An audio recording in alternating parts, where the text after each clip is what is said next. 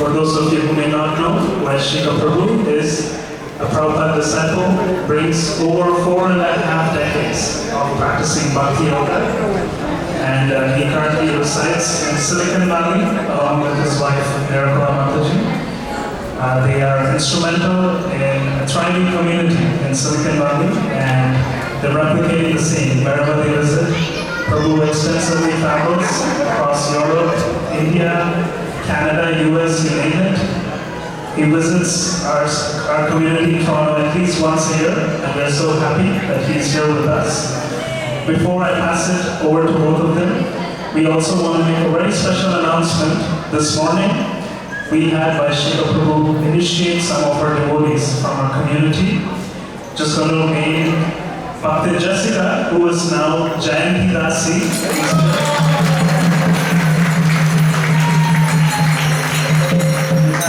Rajesh Prabhu, who is now Brahma Vilas Prabhu, and Bhakta Roman, who is Radhika Rasika Prabhu. We had so many disciples inspired by Prabhu's, Vaisheshika Prabhu, and today these three wonderful souls accepted their spiritual master formally. We want to convey our prayers to them.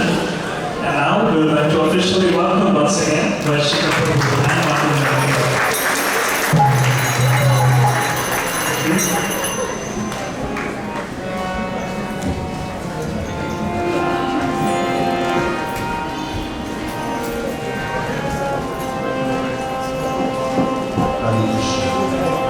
Good evening, everyone.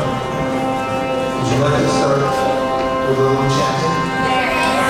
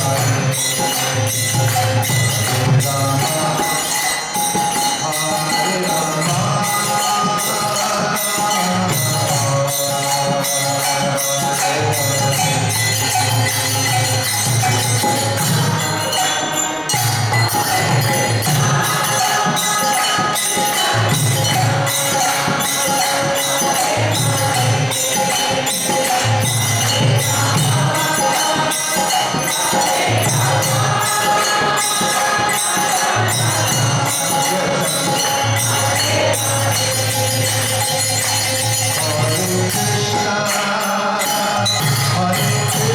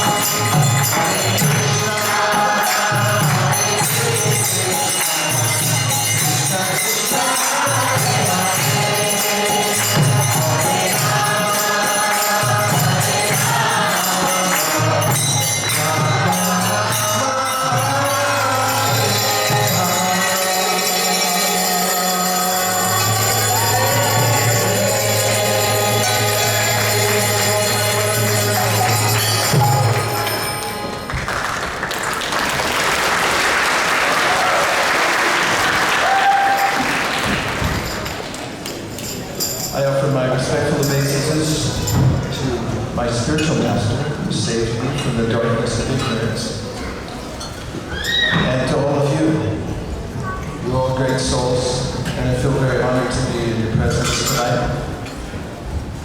We were talking yesterday about ignorance, that is, a few of us have gone out into Toronto to present Bhagavad Gita in various parts of the city. People are actually very interested in Bhagavad Gita, and we're finding an even greater interest in the Srimad Bhagavatam. It's a larger book. Bhagavad Gita is 700 verses, and the Srimad Bhagavatam, depending on how you divide them up, is 18,000. And Srimad Bhagavatam was written under circumstances that all of us can relate to. The king, Parikshit, had 7 days to live. How many days do we have to live? We don't know. We have 7 also. Monday, Tuesday, Wednesday, Friday, Saturday, Sunday. It's going to be one of those days. Saturday mornings, Tuesday, whatever it is. We're all in the same boat. Have you ever heard that before? It helps to know. We can commiserate with one another because we go through all the same kinds of sufferings. And in the Bhagavad Gita, Krishna says that the topmost yogi is one who can show compassion to others. He says, Atma Pandina Sarva Rasam Pashti Yorjuna. Sukhambhaya Devadu comes, Yogi Paramomata. Parana, as you know, means the highest. Mataha. Krishna says, this is my opinion. My opinion is that the Parama Yogi is one Atma Pandina Sarvatra, that he or she has compassion for all others. Empathy. Pathy means to feel, and M means what's inside. We know what's inside us, and we can understand that everyone's going through the same kind of struggles. When they become attached to getting more in life and then they want to lose it, it's a conundrum because we work hard to get more, and as soon as we get it, then we're in anxiety because we don't want to lose it. Does that sound familiar? And when we lose something, we feel separation from it. So the Bhagavad Gita, or Krishna, who speaks the Bhagavad Gita, comes to tell us that real happiness comes from within our own self and our connection with the Supreme.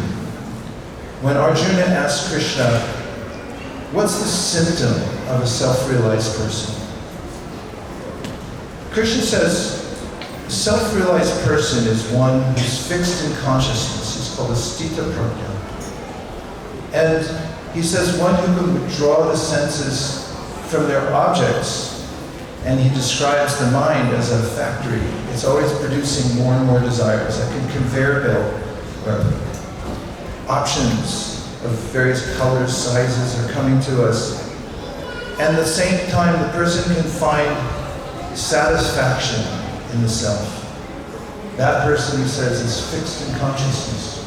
Feels satisfied wherever he or she is. It doesn't matter on the environment or how much wealth one has. After all, we all know wealth is a never-ending struggle, isn't it? If somebody gives you $1 million, Canadian, and even that made you disappointed, right? So then you get $1 million and you think, the guy's a billionaire, he could have given me a little more. It's not so much $1 million. We're never satisfied on the material level because we're spiritual and we can't relate to material possessions. Although Krishna also isn't impractical. He never tells Arjuna in the Bhagavad Gita to walk away from the world because, as we know, that's what Arjuna wanted to do. That was his solution, and that's what a lot of people think when they get frustrated in the world. They think, let me just give everything up. Well, Krishna tells Arjuna that nahi kashit shanamapi jatu tishyapta karma karyate yavashat karma sarva prakriti jaragunani. He says, if you give this up, you'll go do something else and you're going to come back to what you're used to anyway. It's your nature, Arjuna. You can't stop it. But then he gives the solution in the 5th chapter of the Bhagavad Gita of how to be happy in this world and not become entangled, to have enlightened engagement with the world. He says, live like a lotus. Doesn't that sound like a good tattoo? People ask, what do you mean live like a lotus? Krishna says, Brahmanyadaya karmani sangam tyakva karotiya lipitena sapapena padma patram ivamisa. So the lotus is called Padmaja. It grows out of the mud, Padma. Ja means to be born. And it grows to the top of the pond. And all of you who know lotuses, if you've ever visited one before in a pond, it's uncanny how the water, although it may splash onto the lotus, it can never stay. It rolls right off. And Krishna says, Brahmanyadaya karmani sangam tyakva karotiya. If you change your motive in life, then you change everything. Because if my motive is to control everything in my life, I'll be very disappointed. But if I give up that idea of control and say, it's already being controlled, things may seem out of my control, but it doesn't mean they're out of control. The world's always going on perfectly the way it should.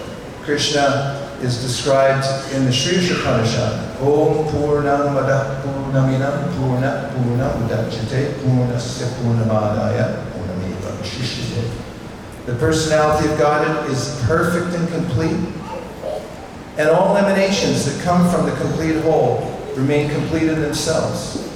There's a complete arrangement within nature for everything to go on. For instance, if you get a tiny cut, you can watch and marvel at how it just heals. It just comes together again. Did you do that? No, you just watched it. How did that happen? The whole world's like that. It's going on in spite of us. So Krishna says, find your place in the universe. You do have a place where you're always engaged, you're always joyful, and you never become entangled with the material world. You can live like a lotus. Like what? Live like a lotus. Let's say it all together. And when you go home tonight and somebody who didn't come, they had to watch a cricket match or something. And say, what did that guy say? And you'll say, and then you walk in your room, close the door. And I think, hey, what is it about? It's about changing our motive inside. When we have the motive to do service, Krishna says, this is the highest path. There's the path of material enjoyment, and anyone in their right mind knows that that doesn't work. There are millions of songs about it, about how things didn't work out. Do they have those in Bollywood? Or is everything cheery? We have in America, we have country music. People talk about, oh, I lost my hound dog, and my truck got stolen, and people sing the blues. There's poetry that goes back, classical poetry and history, where people talk about love lost, fortunes lost. Ozymandias, a famous poem about a great king who controlled everyone, and now all that's left in the desert is the visage of his destroyed statue, worn away by the blasting sand over eons. And it's the mighty time that takes away everything from us. So materialism doesn't make sense. And then on the other side, if I say, I renounce the world, that's impractical, isn't it? If you go into the Bank of Canada and you say, I renounce this whole bank and all the money in it, that makes as much sense as saying I renounce the world, because it's not ours to renounce. So there's a middle path that Krishna teaches in the Bhagavad Gita, and that is, take the path of service. Service is called what in Sanskrit? Seva. So we have a saying, your seva will save you. Because there's no way to interact with the world that we don't become frustrated unless we act according to our true nature. And our true nature is that we're aligned in service to the Supreme. That's what yoga means. That's what karma yoga means. When you put yoga on the end of anything like jnana yoga, mantra yoga, it means it's connecting to our original conscious source. So that brings me to the Bhagavatam. The Srimad Bhagavatam takes up where the Bhagavad Gita leaves off. At the end of the Bhagavad Gita, Krishna says, declare bankruptcy. You know what you do when you got too much debt? I hope nobody knows what you're supposed to do, because it means it's happened to you. but there's a bankruptcy offering in America. If you get too much debt, you have a company, you go to the court and you say, please give me bankruptcy protection so I can reorganize. And in the Bhagavad Gita, Krishna says, you'll never catch up in the material world. Too much karmic debt. So you come to me, just take shelter of me, I'll take care of it. So the Srimad Bhagavatam starts off by saying, here are the details. Here's how to live that life. And within the Bhagavatam, there are nested stories. And I began the class by telling the major theme of the story, which is a king, Parikshit, who was cursed to die within 7 days. He went back to his kingdom, and he walked out the door, sat down on the bank of the Ganges without his royal dress, and he began to inquire, what is my duty now that I have 7 days to live? Now that's relevant to all of us, because I may have 70 years, but practically it's the same. It all comes in due course of time. So we have to answer this question, and the Srimad Bhagavatam does. So, Stephen Covey, did anybody read this book called The 7 Habits? 3 people? Yes. 4, 5, 6, 7, 8, 9, 10, 11, 12. One of the important concepts that he brings up in this book is very practical, isn't it? He says, start with the end in mind. Start with the end in mind. Figure out where you're trying to go and then work for that. And the Srimad Bhagavatam begins by Parikshit Maharaj asking his teacher, and there were many teachers there, but everyone stood back and gave deference to Shukadeva Goswami. And they offered a seat of esteem. He was a 16-year-old boy, but he was fully enlightened from the teachings of his father, Srila Vyasadeva. And the king said, what is my duty now that I have 7 days to live? And Shukadeva answered in a very practical way. He said, whatever you do, whatever your occupation is, whatever part of the world you come from, it's all the same. Your duty is to remember Narayan at the time of death. In other words, remember God at the time of death. And in the Bhagavad Gita, Krishna says that whatever we remember when we leave this body, that state we will attain without fail.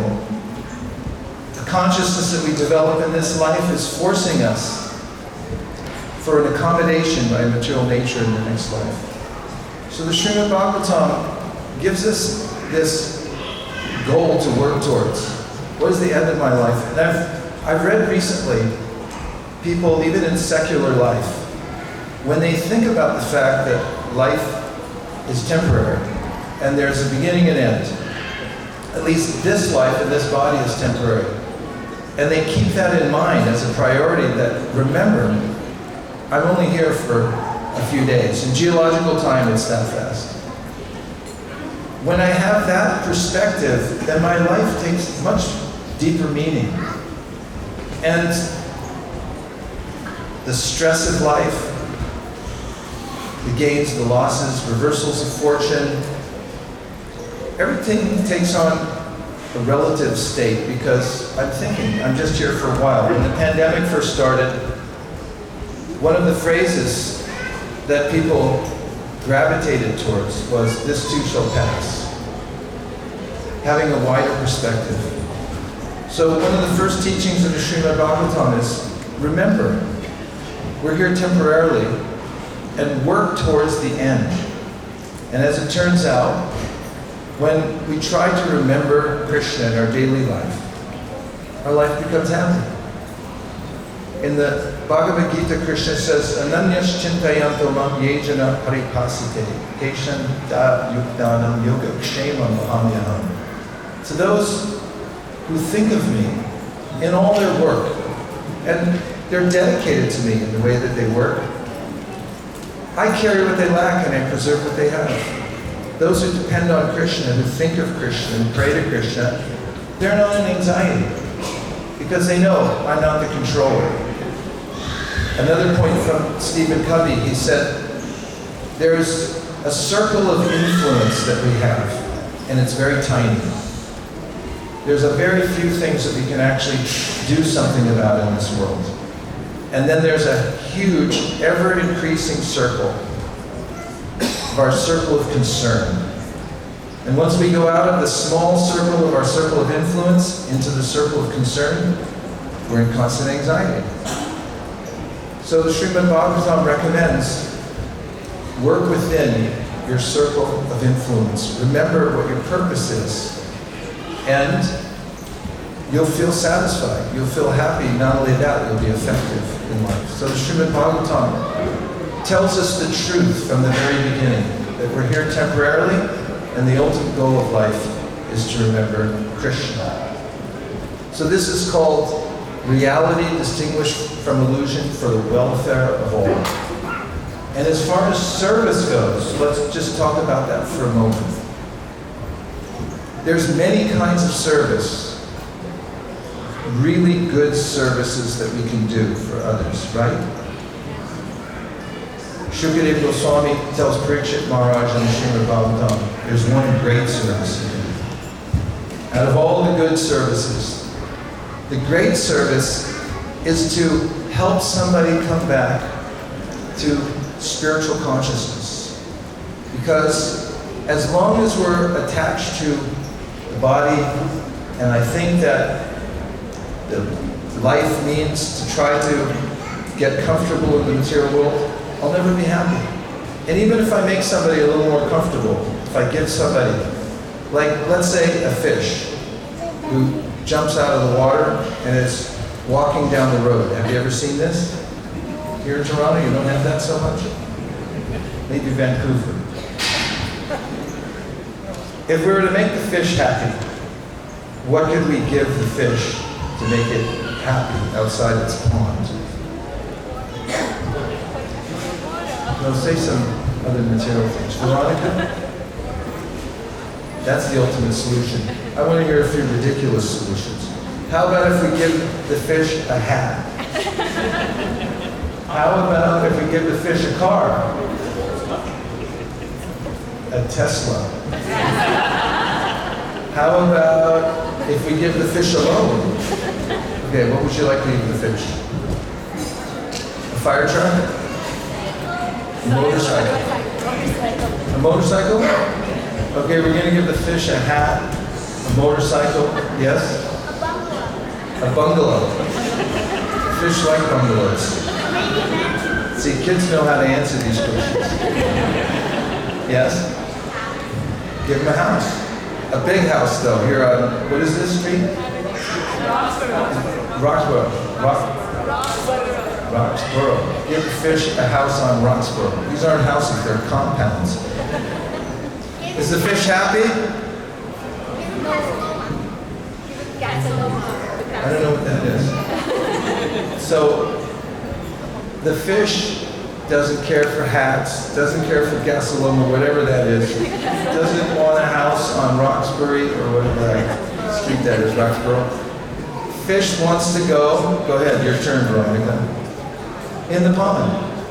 We also want to go back in the pond. We only feel satisfied when we go back. So the Srimad Bhagavatam is that pond.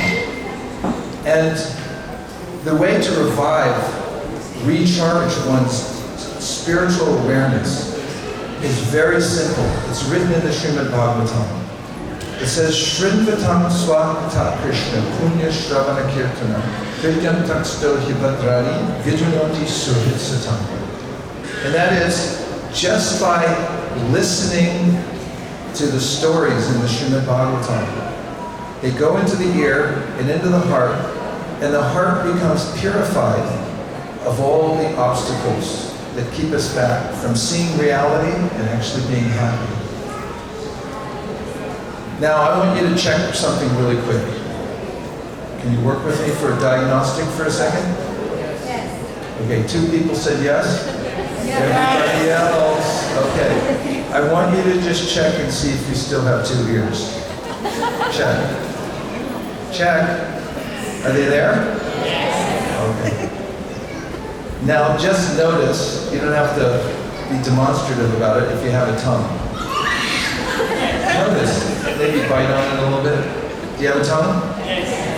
Okay, 3 or 4 of you still do? Yes. These are free. They're thrown in with the human body. They throw it in for free. Here, give you a new human body. I give you 2 free ears. And if you look at your ear in the mirror when you go home, you'll be surprised. Don't look too long because you think, I look like an alien. Because ears, they have all these convolutions. They're meant to catch sound, and it goes inside. So the Bhagavatam's solution to life is very simple, because Occam's razor says the right answer is usually the simplest answer.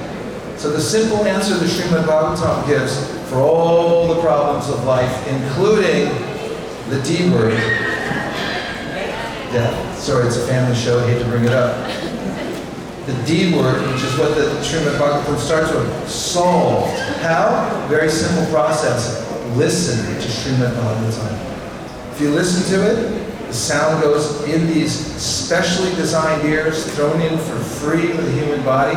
You don't even need somebody to read it to, because you can do it yourself with your tongue. And when you do that, then your whole life transforms from the inside out. Your motive in life changes. Your awareness of the difference between your body and yourself changes. And most important of all, you become aware of Krishna. Because Krishna is there within the heart, and He's the one who helps us. He is the one who helps us every single second, just to be aware that there's sunshine, that I'm in a body and I can move my body. It's all coming from His grace. So if we turn our attention to Krishna just by listening to the Bhagavatam, then the transformation automatically takes place in our life from the inside out. And everything turns to spirit from matter. So I recommend the Srimad Bhagavatam. My teacher is Divine Grace A.C. Bhaktivedanta Swami Prabhupada. Lived in Vrindavan for about 11 years before he came to the West. And he wouldn't leave until he had an English translation entrusted of the Srimad Bhagavatam. You know how he got one? Does anybody want to guess? How he got a trusted version of the Srimad Bhagavatam? Okay, we got a few ringers in here who already know the answer. Anybody who doesn't know the answer back there who didn't hear that? How did he get a trustworthy version of the Srimad Bhagavatam that he could share in New York City, San Francisco, Santa Fe, Montreal, and Toronto? Okay, I'd like somebody to give an answer. One person. He made it. Hey, wait a minute, you're a ringer. Yes, madam, you're smiling, you should say. What do you think he did? What did she say? He learned it himself, and He translated it. he wrote it himself. He made the translation. He was a scholar.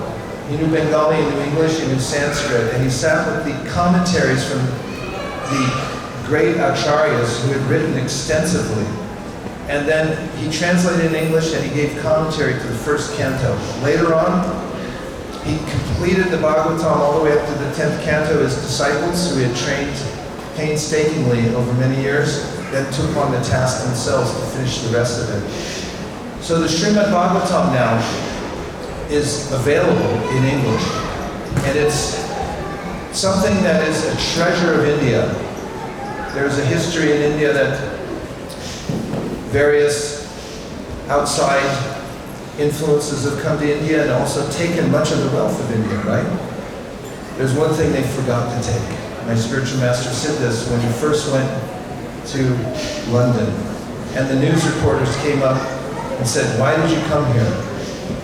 And he said, "All of you came to India and you took away all the wealth. Stopped all the mills, supplanted them with others, took away jewels, they're still in the British Museum. You forgot something. You forgot to take the real wealth. That's the spiritual knowledge of India. And I've brought that to add to your collection."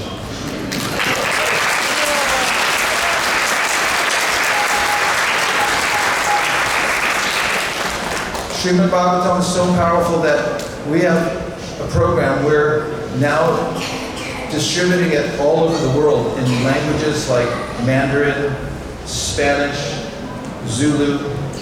We have French, German, Czech, Arabic. It's amazing that it's going out all over the world. And in the last few years, we've placed Srimad Bhagavatam in many of the small villages in India that are being affected by many different ideologies. And you know what happens? As soon as the Srimad Bhagavatam goes into the learning hall in the small villages, everyone rallies around the Bhagavatam and the entire village becomes vibrant with spiritual knowledge. So I'm advocating for Srimad Bhagavatam. It is the proven method, according to the great acharyas, for surcharging one's spiritual life. And you can live in a house, you can live in an apartment, you can live in a van, you can live in the forest. But if you hear Srimad Bhagavatam, you'll be happy from inside out, and everything in your life will become adjusted. Thank you very much.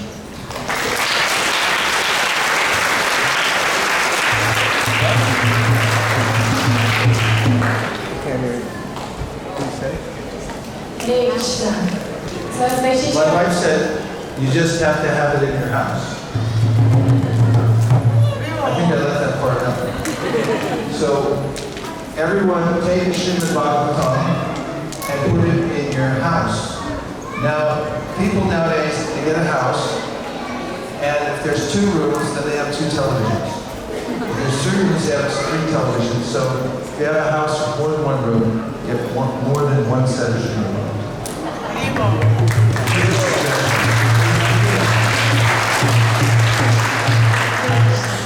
as Vaisheshika Prabhu said, the Srimad Bhagavatam is the perfect solution to all of our life's problems. And by reading Srimad Bhagavatam, by allowing Srimad Bhagavatam's words to enter our ears, and through our ears into our heart, we can transform our life and get free from all problems. So this year, or for the last few years, we've had a global campaign where there's been a focus to distribute Srimad Bhagavatam, to share Srimad Bhagavatam. Because there is no dearth of wealth in the world, but there's dearth of people who have the right type of knowledge and who know how to use their resources to actually help the world. And Srimad Bhagavatam gives us the right solutions of where to use our resources and where to use our energy. So this campaign is called the Bhadra campaign, and the goal of the Bhadra campaign is to take Srimad Bhagavatam all over the world in every house, every respectable house. This year, the goal for Srimad Bhagavatam distribution all over the world is at least 55,000 sets. And Toronto, because we're a part of this big world team, has taken a goal of at least 299 Srimad Bhagavatam sets. We have sets in many different languages, like Prabhu said, English, Hindi, Tamil, Gujarati, Russian, Spanish, French, thank you, and many other languages where we have international collaborations with.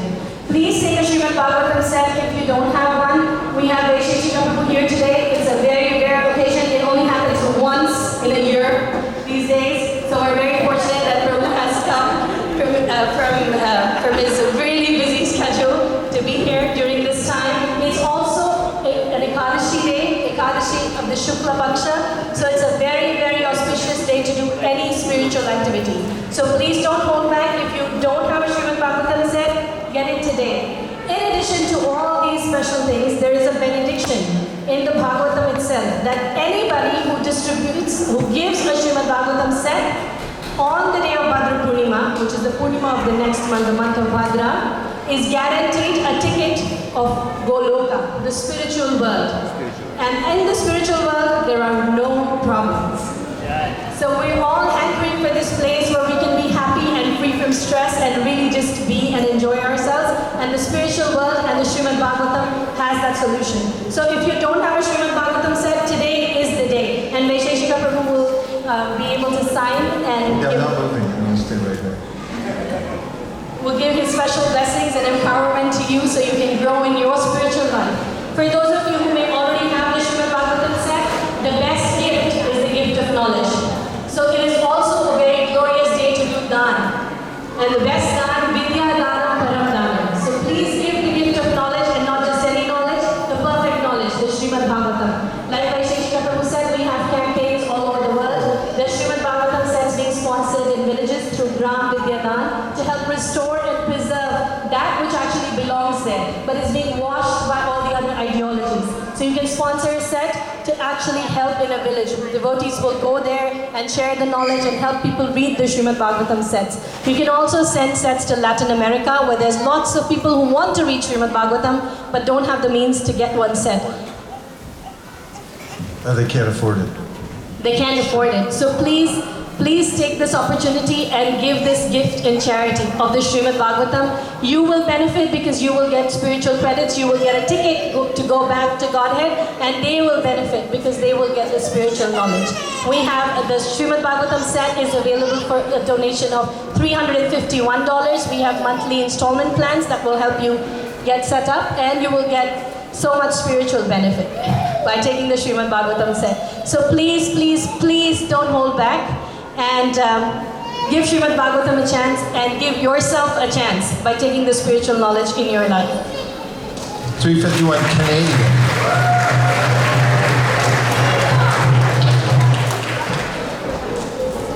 So if you would like, during soon the Prasadam time is going to start, and during that time Prabhu will be here. We have our teams ready to get the sets to you. We also have these wristbands to remind you of the Bhadra Purnima campaign, so you're welcome to take those as well. We can deliver in Bangladesh, we can deliver sets in India, we can deliver sets in UK, New Zealand, and recently, with great pride, we can also deliver sets in Antarctica.